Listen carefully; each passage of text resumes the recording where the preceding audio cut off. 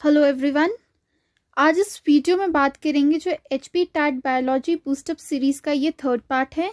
I hope आपने पहले की दोनों वीडियोस देख ली होगी। अगर आप मेरे चैनल पे नए हो तो पहले तो मेरे चैनल को सब्सक्राइब कर दो, उसके बाद डिस्क्रिप्शन में बॉक्स में जाके आपको उन दोनों वीडियोस का लिंक आपको मिल जाएगा, तो आप वो वहाँ से देख सकते हो। एंड प्लीज़ उन वीडियोस को देख लेना, क्योंकि ये जो सीरीज़ चल रही है ये सारे इम्पॉर्टेंट क्वेश्चंस की सीरीज़ चल रही है।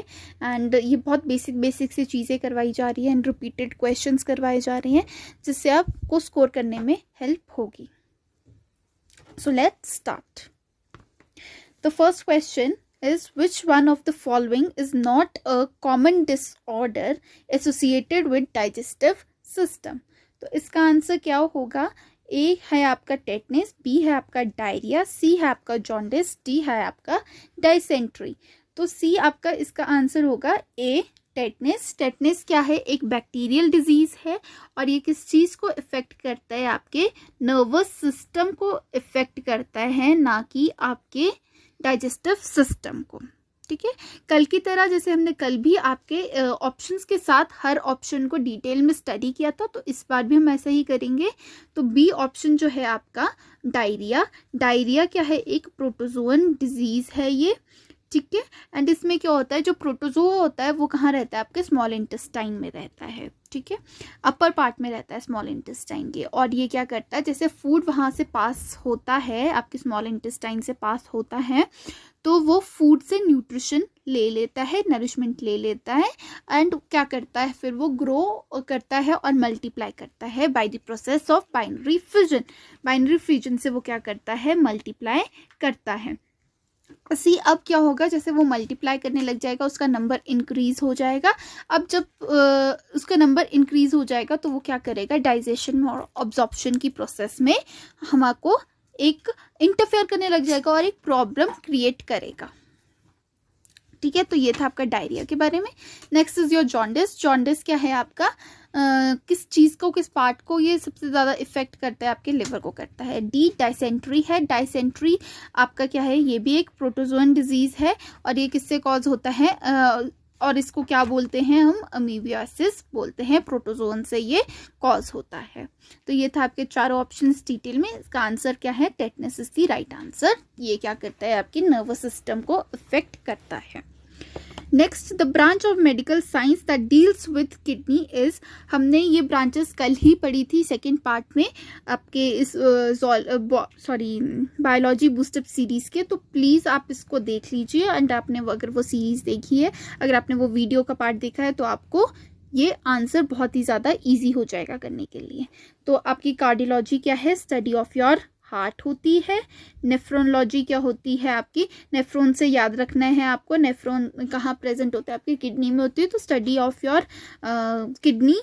ठीक है, क्या होता है आपका? नेफ्रोलॉजी होती है। ऑस्टियोलॉजी क्या होती है? आपकी स्टडी ऑफ बोन्स होती है। And hematology is the study of your blood. Next question क्या है? Father of vaccination. कौन है आपके father of vaccination? Louis Pasteur ने क्या किया था? आपके माइक्रोबायोलॉजी के ये फादर बोले जाते हैं। देन योर रॉबर्ट कोच, हमने कल ही पढ़ा था, ये बैक्टीरियोलॉजी के फादर है। Edward Jenner is the father of your vaccination. And Karl Landsteiner क्या है? आपके ब्लड ग्रुप इन्होंने डिस्कवर किया था। क्या किया था इन्होंने? ब्लड ग्रुप डिस्कवर किया था। अब अलेक्जेंडर फ्लेमिंग है, वो उन्होंने क्या डिस्कवर किया था? आपकी फर्स्ट एंटीबायोटिक या पेनिसिलिन उन्होंने डिस्कवर की थी। सी जो ये फादर है और किसने डिस्कवरीज वाले जो हैं, ये बहुत ज़्यादा इंपॉर्टेंट है। वैसे तो हम क्वेश्चंस में सॉल्व कर रहे हैं, बट आपको इनको डिटेल में एक बार पढ़ लेना चाहिए, क्योंकि ये आपको एग्जाम में हेल्प करेगी। Now next question is what is tonoplast? A, outer membrane of mitochondria. B, inner membrane of chloroplast. C, membrane boundary of the vacuole of plant cell. And D is cell membrane of a plant cell. तो आपका tonoplast क्या होता है? Membrane boundary होती है vacuole की plant cell में। ठीक है, जैसे आपका ये सेल है and this is your vacuole. Vacuole की जो ये बाउंड्री है, इसको क्या बोलते हैं? टोनोप्लास्ट बोलते हैं। ये क्या करता है? आपके वैक्यूल को और आपके साइटोप्लाज्म को सेपरेट करता है ये। ठीक है, next question, fifth one is genes represent, genes क्या रिप्रेजेंट करती है? एन इंडिविजुअल और a plant, B a collection of plants and animals, C a group of closely related species of plants or animals, या D none of these। तो इसका answer क्या होगा? Group of closely related species of plants and animals इसका answer होगा। Next question क्या है? Which one of the following is not a poisonous snake? A cobra, B viper, C python and D krait. तो इसमें आपका होगा आपका python या अजगर is not a poisonous snake, बाकी तो आपके ये सारे पॉइजनस स्नेक्स है। नेक्स्ट आपका क्वेश्चन है सेवेंथ क्वेश्चन जो है, ribs are attach to, ribs किससे अटैच होती है? रिब्स आती किसमें? आपके स्केलेटन सिस्टम में आती है, ठीक है। किससे अटैच होती है? आपकी स्कैपुला से होती है, स्टर्नम से होती है, क्लैविकल से होती है या इलियम से होती है? सो इसके लिए आप एक बार डेप्थ स्टडी कर लेते हैं, डेप्थ तो नहीं करेंगे, जस्ट थोड़ा सा रिविजन करेंगे आपके ह्यूमन स्केलेटन सिस्टम का। ह्यूमन स्केलेटन सिस्टम में टोटल कितनी बोन्स होती है? 206 बोन्स होती है। आपका ह्यूमन स्केलेटन सिस्टम किस चीज में डिवाइडेड है? 2 पार्ट्स में डिवाइडेड है, एक्सियल एंड अपेंडिकुलर। एक्सियल में कितनी बोन्स होती है? 80 बोन्स होती है एंड अपेंडिकुलर में 126 बोन्स होती है, ठीक है। तो 126 प्लस 80 बोन्स 206 बोन्स टोटल आपके ह्यूमन स्केलेटन सिस्टम में होती है। आपका एक्सियल फर्दर डिवाइडेड है 4 पार्ट्स में। योर स्कल में कितनी बोन्स होती है? 29 बोन्स होती है। लास्ट टाइम भी ये क्वेश्चन आया था कि स्कल में कितनी बोन्स प्रेजेंट होती है? 28, 29, that was the option given. तो आपको क्या करना था? उसमें करेक्ट ढूंढना था। दैट 29 बोन्स होती है आपके स्कल में। Skull is further divided into 4 parts, your cranial bones, facial bones, ear ossicles and hyoid, ठीक है। क्रेनियल बोन्स में आपकी 8 बोन्स होती है, फेशियल में 14 होती है, ईयर ऑसिकल में 6 होती है, या स्टेपस जो सबसे छोटी बोन है वो भी इसमें प्रेजेंट होती है, एंड हायोइड में 1 होती है। That makes the total 29।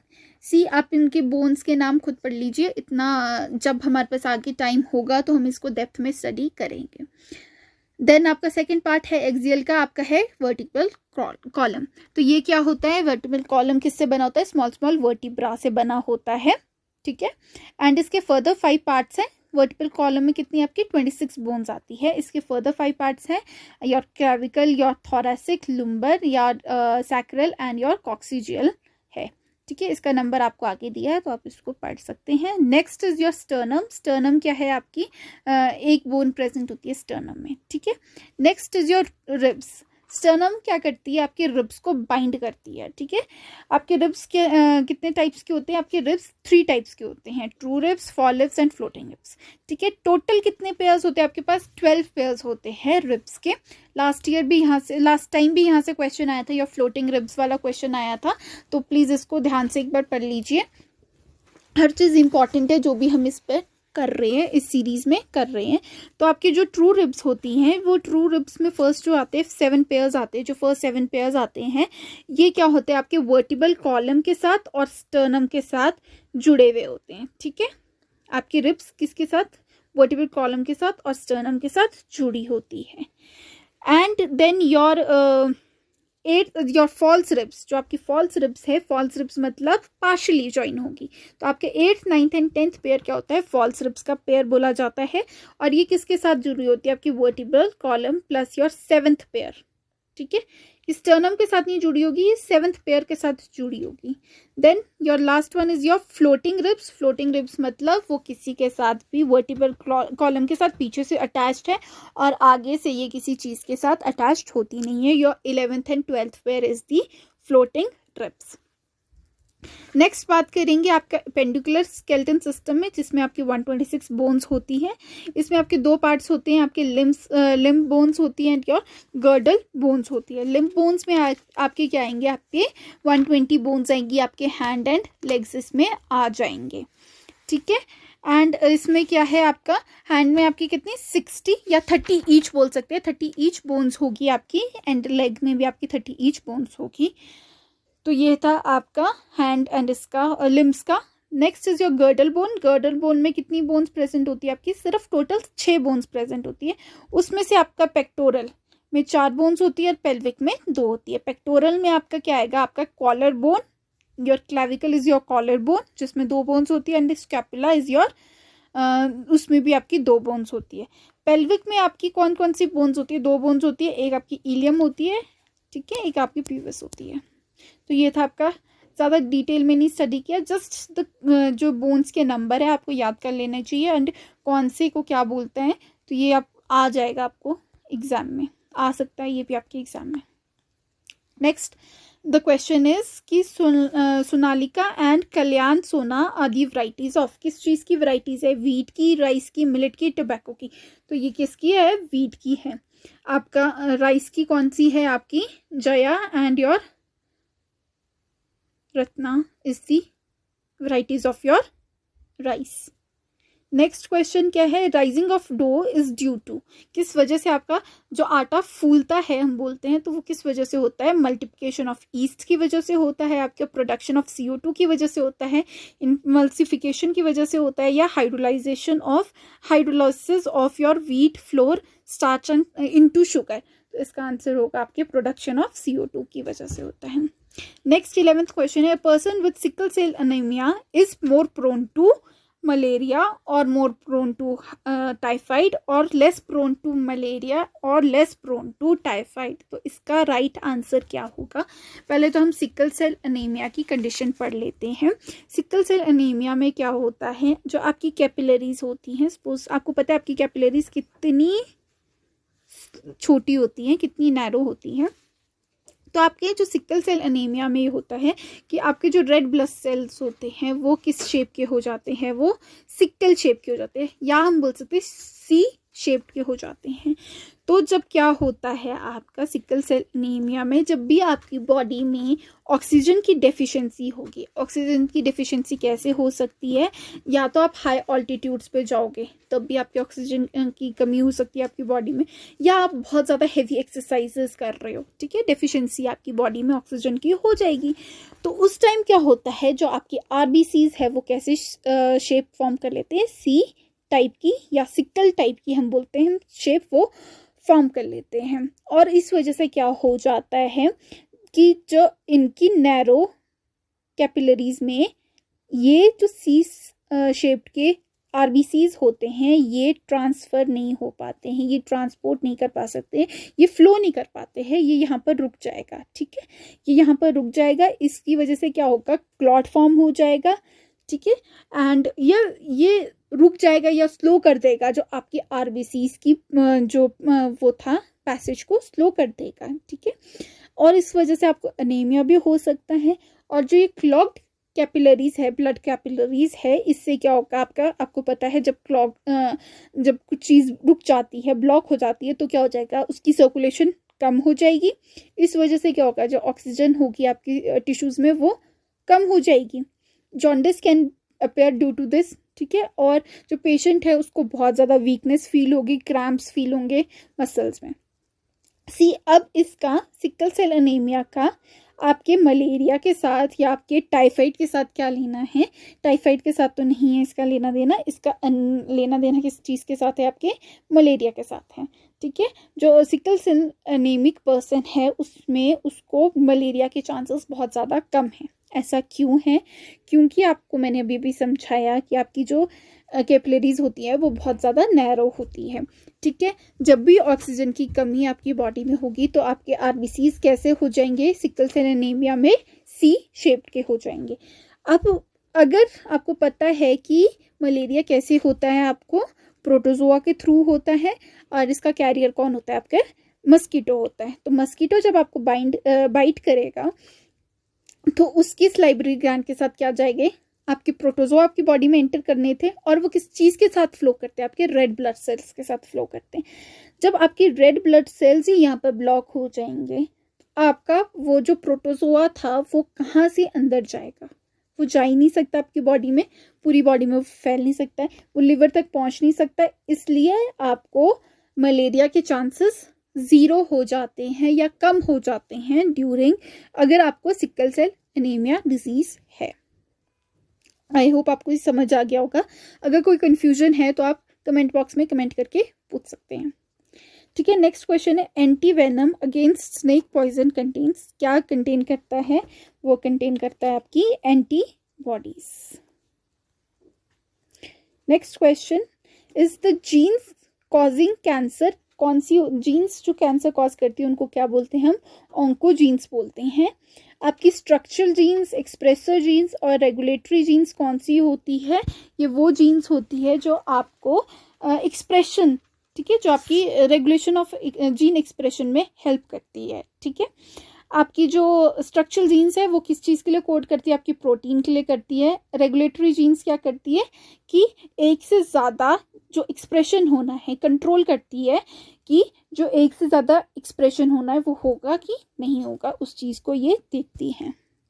Next is non biodegradable pollutants are created by, किस चीज़ से क्रिएटेड होते हैं, ये आपके नेचर क्रिएट करता है, एक्सेसिव यूज ऑफ रिसोर्स की वजह से क्रिएट होते हैं, ह्यूमंस क्रिएट करते हैं, या नेचुरल डिजास्टर करता है। तो ऑब्वियसली यू नो कि आपके ह्यूमंस क्रिएट करते हैं नॉन बायोडिग्रेडेबल पॉल्यूटेंट्स। इसमें क्या क्या आता है आपके, DDT आ गया, then your plastic, then your polythene, ये सारा क्या आ जाता है आपके इसमें आ जाता है। Next is your 15th question, which one of the following countries has highest biodiversity. A है ब्राज़ील, बी है South Africa, C Russia and D India. तो इसका क्या है आपको, ब्राज़ील इज द लार्जेस्ट और highest biodiversity, has the highest biodiversity. Next है ecotone is क्या है, अ polluted area, the bottom of a lake, a zone of transition between two communities, a zone of developing community। तो आपको ecotone के बारे में पता होना चाहिए, ये क्या है, एक जोन है, ट्रांजिशन जोन है। ट्रांजिशन जोन मतलब suppose this is one community, suppose this is second community, ये जो आपको बीच में एरिया दिख रहा है, this area, it is transition zone, ठीक है, ये है ecotone.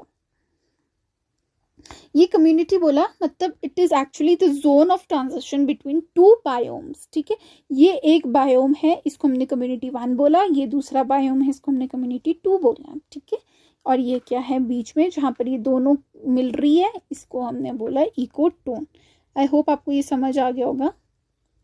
Next 17th question is secondary producers, herbivores, producers, carnivores, none of these। सी आपको पता है कि आपके प्राइमरी प्रोड्यूसर्स कौन हैं, आपके ग्रीन प्लांट्स हैं।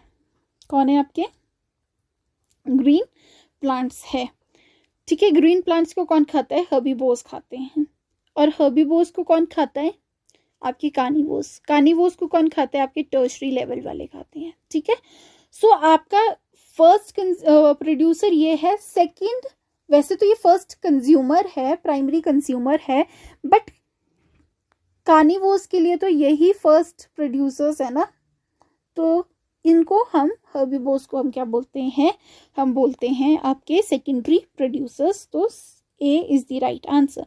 विच one of the following is a post fertilisation event in flowering plants. तो आपका ट्रांसफर ऑफ पोलन ग्रेन्स है, B is your embryo development, then is formation of flower, then formation of pollen grains. तो कौन सा है इसमें, कैसा इसका प्रोसीजर चलेगा आपका, अगर आपके पास फ्लावर नहीं होगा, पोलन ग्रेन्स नहीं होंगे, ओवरीज नहीं होगी बनी हुई, तो आपका फर्टिलाइजेशन हो ही नहीं सकती, क्योंकि ये क्या है आपकी प्री फर्टिलाइजेशन प्रोसेसेस है। फिर पोस्ट में क्या आएगा, आपकी फर्टिलाइजेशन होने के बाद का। तो फर्टिलाइजेशन होने के बाद क्या होता है, आपका एंडोस्पर्म बनता है, फिर आपके जाइगोट से आपका एम्ब्रियो से आपका जाइगोट बनता है, देन योर आपकी ओव्यूल से आपकी सीड्स बनती है, फ्रूट बनता है आपका ओवरी से। तो ये सारी प्रोसेस होती है आपकी। तो इसका आंसर क्या होगा आपका, embryo development. Thymosin is responsible for, किस चीज़ के लिए थाइमोसिन रिस्पॉन्सिबल है, raising the blood sugar level, raising the blood calcium level, increase production of T lymphocytes and decrease in blood RBC। C thymosin क्या है आपका, थाइमस ग्लैंड्स में produce होता है, ठीक है। थाइमस ग्लैंड इसको सिक्रीट करता है, एंड इसका मेन रोल यही है कि ये टी सेल्स को, आपकी टी लिम्फोसाइट्स को प्रमोट करें, ठीक है, क्योंकि ये किस चीज़ में हेल्प करता है, आपकी बॉडी डिफेंस में हेल्प करता है, उस डिफेंस मैकेनिज्म में हेल्प करता है। तो इसका आंसर क्या होगा आपका, increase production of T lymphocytes. Next is which one of the following type is cell lacks nucleus, RBCs, neutrophils, eosinophils and monocytes. अगर आपने कल की फर्स्ट वीडियो देखी है तो आप इसको बहुत इजीली आंसर कर सकते हो कि आपके neutrophils, eosinophils and your monocytes are types of डब्ल्यूबीसीज, ठीक है। और डब्ल्यूबीसी क्या है आपका, क्या बोलते हैं इसको, ल्यूकोसाइट्स भी बोलते हैं इसको, और वाइट ब्लड सेल्स, ठीक है। और ये क्या होता है, they have nucleus but they do not have hemoglobin, इसलिए ये कलरलेस होते हैं। Whereas your RBCs are does not have nucleus, और उनके पास और ऑर्गेनेलीज भी नहीं होती, माइट्रोकॉन्ट्रिया नहीं होती, वेरियस और ऑर्गेनेलीज भी नहीं होती हैं, ठीक है। तो ये थे आज के आपके 20 क्वेश्चंस, इंपॉर्टेंट 20 क्वेश्चंस। प्लीज़ इस फ्लो चार्ट को आप स्क्रीनशॉट ले सकते हैं एंड इसको एक बार रिवाइज कर लीजिए, क्योंकि ये बहुत ज़्यादा इंपॉर्टेंट है, यहाँ से क्वेश्चन बन सकता है किसी भी कॉम्पिटिटिव एग्जाम के लिए, ठीक है। सो ये थे, आई होप आपको आज की वीडियो अच्छी लगी हो। अगर आपको अच्छी लगी है तो प्लीज़ लाइक कर दीजिए। अगर आपको कोई भी प्रॉब्लम है, कोई भी कन्फ्यूजन है, तो आप इसको कमेंट बॉक्स में ड्रॉप कर सकते हैं। बाकी अपने फ्रेंड्स के साथ इस वीडियो को शेयर कर लीजिए। और अगर आप मेरे चैनल पे नए हो तो अभी तक तो आई थिंक आपने सब्सक्राइब कर ही दिया होगा, अगर नहीं किया तो प्लीज़ सब्सक्राइब कर दीजिए और बेल आइकन प्रेस करना बिल्कुल भी ना भूलें। That's all for today, thank you.